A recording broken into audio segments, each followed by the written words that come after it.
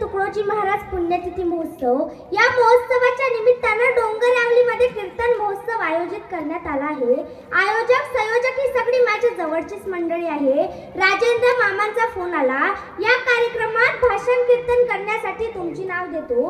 आम्ही नुकताच पुणे कोल्हापूर 20 दिवस फिरून आलो होतो। अभ्यास मागे राहिला होता, पण मामांचा फोन आणि आपल्या सर्वांचं आमच्यावरील प्रेम पाहून नाहीही म्हणू शकत होतो, म्हणून कोणतीच तयारी न करता हो म्हणावंच लागलं। म्हणून काही चूकभूल झाल्यास माफ करावे। या पुण्यतिथी महोत्सवात जे आवर्जून राष्ट्रसंतांच्या भजनाचं महत्त्व, राष्ट्रसंतांचं जे भजन, त्या भजनात मुळात एका शब्दांवर कीर्तन व्हावं इतका सुंदर ते असं भजन आहे। मुळात त्या भजनात शब्दांचं सामर्थ्य वर्णन केलेलं आहे आणि आज शब्दांचं सामर्थ्य, शब्दांची किंमत, शब्दांमधला ओलावा, शब्दांमधला गोडवा हे येणाऱ्या पिढीला सांगायची गरज आहे। कारण आपण प्रचंड प्रगती केली, अनेक बदल आपण आपल्या आयुष्यात पाहिले। भाकरी खाऊन खाऊन विटाळायचा, आज पुरणाची पोळी मिळते पण भाकर मिळत नाही। प्रत्येकाच्या हातात 2-2 मोबाईल आले, एक मोठा आणि एक छोटा। आता प्रत्येकाच्या हातात 2-2 मोबाईल आले, पण आमचं बोलणं मात्र सुधारलं नाही। रस्ते मात्र सिमेंटचे झाले, पण आमचं चालणं सुधारलं नाही। आजही तुम्ही बघा, गावागावातले रस्ते सिमेंटचे आहे, पण निम्म्यांना 7 नंतर नीट चालता येत नाही। रस्ता सुधारून उपयोग आहे का? महाराज, चालणं सुधारलं पाहिजे। पैशांच्या जोरावर हजारो किलोमीटर दूर असणारे चंद्र, सूर्य, ग्रह, तारे दूरबीनीच्या साहाय्याने जवळ करून पाहिले, पण आयुष्यभर शेजारी राहणाऱ्या माणसांबरोबर प्रेमाचे संबंध मात्र मामा निर्माण होऊ शकले नाही। आणि आजच्या भाविक कार्यक्रमांमध्ये तुकडोजी महाराजांचं भजन चिंतनासाठी आणि चिंतन करण्यासाठी निवडलेलं जे भजन आहे ते आहे, गुजरान करो गरीबी में, कुछ मौज नहीं अमीरी में। गुजरान करो गरीबी में, कुछ मौज नहीं अमीरी में। धन धन कर पैसा ले आवे, नाहक पीछे चोर लगावे। आणि या भजनाचं निवडाचं प्रयोजन सांगताना मी असं सांगते की प्रगती प्रचंड केली, साधनं वाढत गेली, पण साधनाच्या भरोशावर अपेक्षित असणाऱ्या सुखापर्यंत आपण पोहोचलोय का? आपली गडबड काय झाली? आपल्याला सुख नेमकं कशाला म्हणायचं हे समजू शकलं नाही।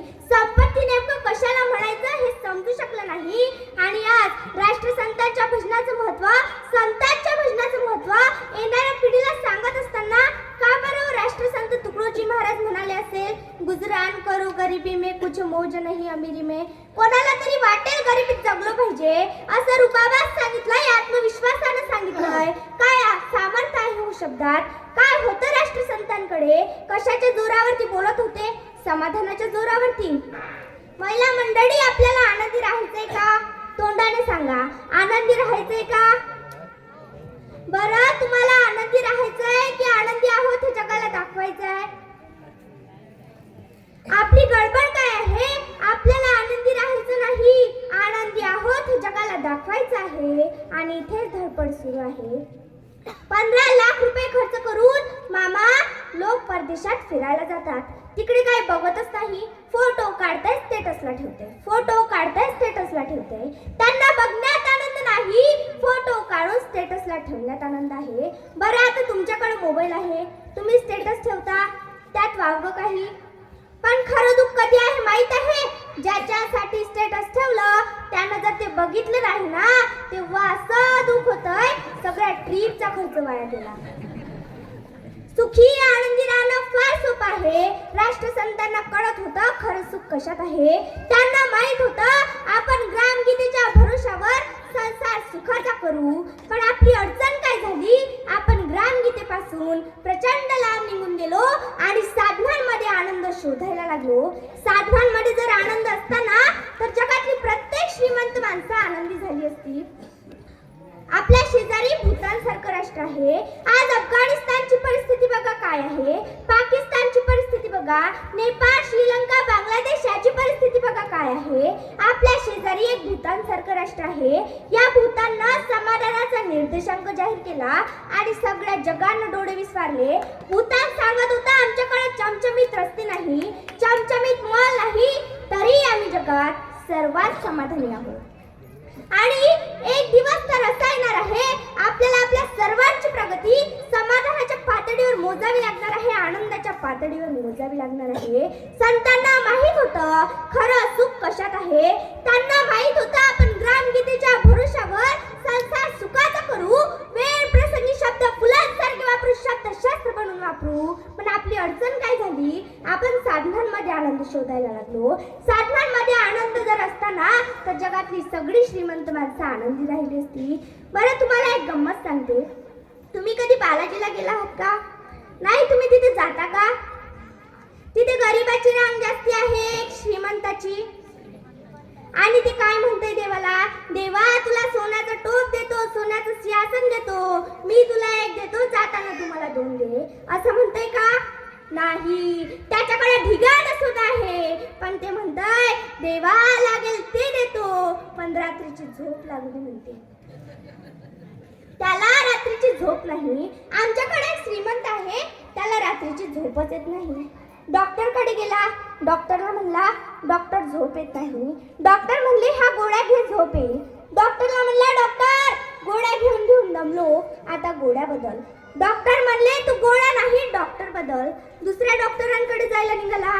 मध्ये एक महाराज भेटले. महाराज दिसल्याबरोबर महाराजांच्या पाया गिया पडला आणि महाराजांना म्हटला महाराज काही करा पण झोप लागली पाहिजे. महाराज म्हटले नाहीतर पायच सोडणार नाही म्हणला. महाराज म्हटले कुठे आयडियाच्या मागं लागता. महाराज म्हटले ज्याला झोप लागते त्याचा शर्ट घालून झोप, तुला झोप येईल.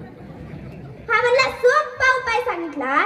डॉक्टरकडे गेला. डॉक्टरला म्हणला डॉक्टर औषध नको, इंजेक्शन नको, गोळ्या नको, मग पाहिजे काय? शर्ट द्या तुमचं. आता शर्ट कशाला?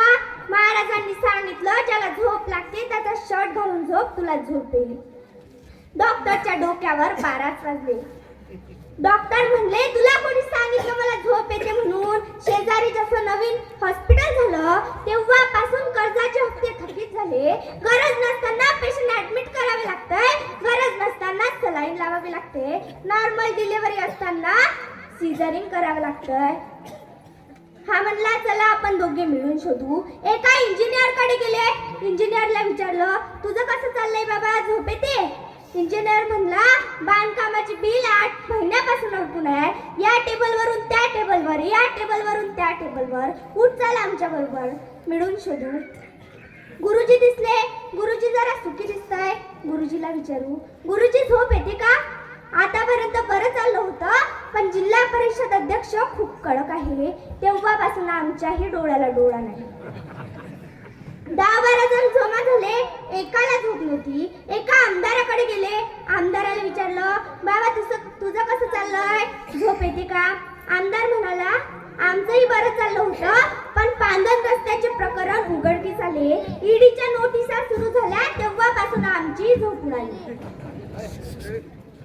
20-25 जण जमा झाले. एकाला झोप नव्हती. दमले. शेताच्या बांधावर झाडाखाली जाऊन बसले. झाडावरून एक शेतकरी नांगरताना दिसला. त्याला नुसतं धोतर गुंडाळलेलं, घामाने घामाघूम झालेला, अंगात शर्ट नाही, त्याचं नांगरून झालं. बैल चिंचेच्या झाडाला बांधली. पळत पळत आला, विहिरीत उडी मारली, आंघोळ केली, बाहेर आला, अंग पुसलं. बायकोने दिलेली शिदोरी उघडली, 3 भाकरी दुधात चुरून खाल्ल्या, पायातली चप्पल उशाला घेतली, लागलं ना घुरायला. यांनी गदागदा हलवून उठवला. सापडला की सापडला, झोप लागणारा सापडला. हे म्हणले अशीच झोप लागती? शेतकरी म्हणला असंच शेड्यूल आपलं, ऊन उतरायला उशीर, रोजभर गवत कापायचं, निऊन जनावरांना खाऊ घालायचं, धारा काढायच्या, पाणी पाजायचं आणि सकाळी कोंबडा ओरडल त्याच्या ओरडण्याच्या आधी आपल्या कामात. ही सगळी मंडळी म्हणली आमच्यावर एक उपकार करशील काय? आम्हाला सर्वांना तुझा एक एक शर्ट देशील? हे हसायला लागलं आणि म्हणलं तुम्ही 30-35 जण मला एक एक शर्ट मागता, माझ्याकडे नुसता एक असता तर असा उघडा नागरत होतो का? सच्चा धर्म नहीं जाना तूने रे भाई, सच्चा धर्म नहीं जाना. मग कोण सुखी आहे? राजाही दुखी आहे, प्रजाही दुखी आहे. सुख नेमकं कशात आहे हे जर कोणाला कळत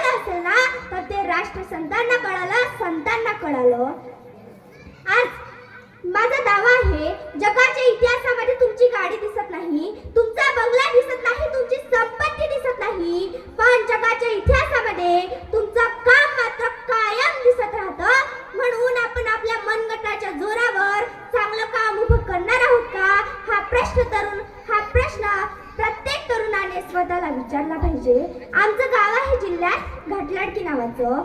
आमच्या गावामध्ये एकाने 7 कोटी रुपयांचा बंगला बांधला.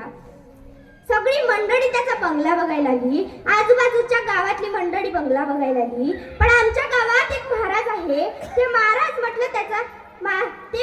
मात्र त्याचा बंगला बघायला आले नाही. याला प्रश्न पडला, महाराज बंगला बघायला का आले नाही?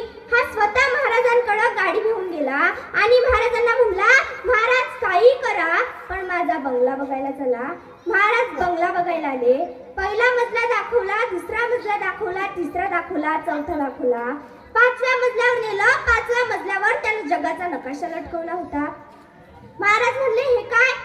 जगाचा नकाशा आहे म्हणला.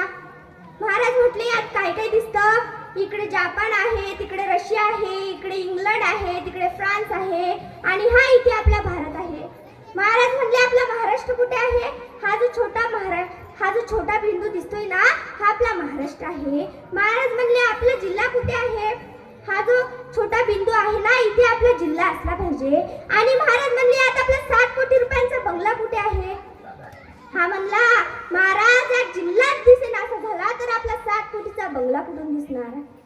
महाराजांनी अशी पाठीवर थाप मारली. महाराज म्हणले, हा 7 कोटी रुपयाचा बंगला दिसत नाही आणि तू तो कमावण्यासाठी अख्खं आयुष्य वाया घालवलं. माझा दावा आहे, जगाच्या इतिहास तुमची गाडी दिसत नाही, तुमचा बंगला दिसत नाही, पण तुमचं काम मात्र कायम दिसत राहतं. 19व्या अध्यायात राष्ट्रसंत म्हणतात, शिक्षण यासाठी घडतो की जीवन जगतावे सुंदरपणे, दुबळेपण घेतले ओतसे त्याशी शिक्षण म्हणू नये.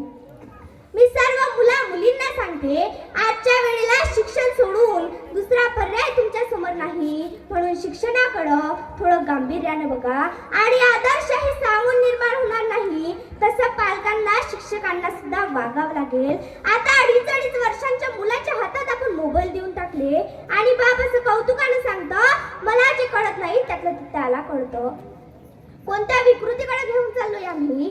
आजच्या मुलांना आईच्या स्पर्शाची गरज आहे, पण बायका लिपस्टिक पुसेल म्हणून फ्लँकीज द्यायला लागल्या.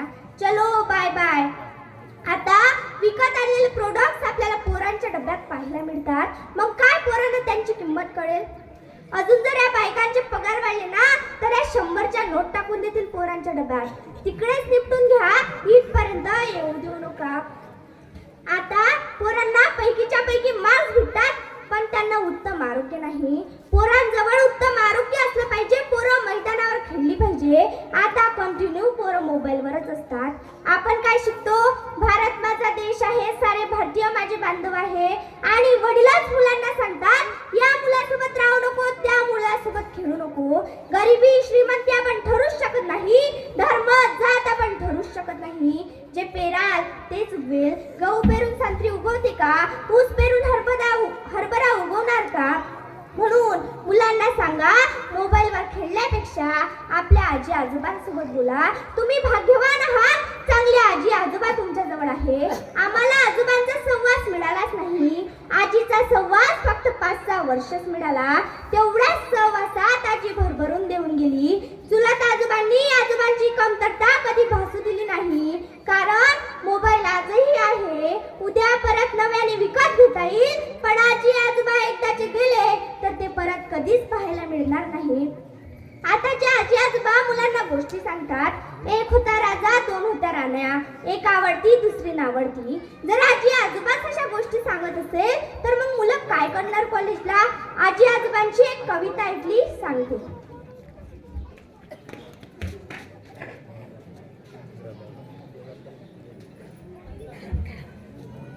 आजी म्हणते आजोबांना झोपेत का बडबडता, का कुणाला विचारता, डान्स बार कधी उघडता. आता तुमचं खरं रूप होऊ लागलेली तारुण्यातली ब्रँडी म्हणे मारू लागली की. आजोबा म्हणतात आजीला, अगं वेडे, असं कधी घडतं का? जुना झाला कुकर म्हणून सिटी मॅन सोडतं का? आता आजी आजोबा संवाद सांगत असतील तर मग मुलं काय करणार कॉलेजला? तुम्ही भाग्यवान आहात, चांगले आजी आजोबा तुमच्या जवळ आहे. आता आजी आजोबांना शहरात खोली मिळत नाही. आई वडिलांना रामायण महाभारत माहित नाही, म्हणून ते कार्टून नेटवर्कवर मुलांना रामायण महाभारत दाखवतात. आता रामायण महाभारत हे काय कार्टूनवर दाखवायचे विषय आहेत? ते आजी आजोबांनी मुलांना जवळ घेऊन सांगायचे विषय आहे. त्या छोट्या भीमची तर मुलं टिंगल करायला लागले. रामायण, महाभारत, राम, कृष्ण हे आजी आजोबांनी आपल्या नातवांना मांडीवर घेऊन सांगायचे विषय आहेत आणि मला वाटतं हे संस्कार प्रत्येक घराघरात झाले पाहिजे. असंच एका कार्यक्रमात भाषण झालं आणि 70 गृहस्थ माझ्याजवळ आले. म्हटले, पोरी, भाषण करणं लय सोपं असतं. मग मी म्हटलं, अवघड काय? पोरांवर संस्कार करणं लय अवघड असतं म्हणले. मग मी म्हटलं, काय झालं? ते म्हणले, मी एवढे संस्कार केले पोरांवर पण पोरगं नालायक निघालं. मी म्हटलं, काय करते? माझं काही ऐकत नाही आणि त्याच्या सासऱ्यानं काही सांगू द्या, पटकनच ऐकते म्हणले.